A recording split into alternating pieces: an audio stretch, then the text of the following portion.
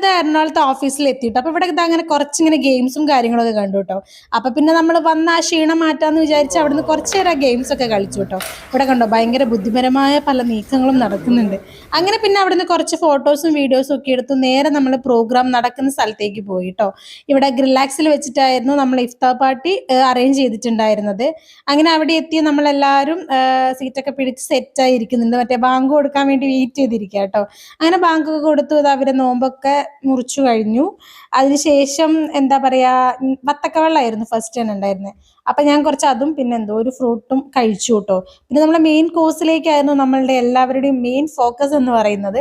നല്ലൊരു പ്ലേറ്റർ ആയിരുന്നു കേട്ടോ. അങ്ങനെ അതിൻ്റെ അകത്ത് ഞാനിതാ ചിക്കനും റൈസും എല്ലാം കൂടി എടുത്ത് അങ്ങ് കൂട്ടിക്കുഴച്ച് നന്നായി കഴിച്ച് അതിനുശേഷം ഇതാ ഇവിടെ ഒരു ചായയല്ല ലെമൺ ടീ ഒക്കെ ആറ്റി കുടിക്കുന്നുണ്ട് കേട്ടോ. പിന്നെ നമ്മൾ എല്ലാവരും അടുത്തുനിന്ന് കുറേ നേരം സംസാരിച്ചൊക്കെ ഇരുന്ന് അവരോടെല്ലാം ബായ് പറഞ്ഞു.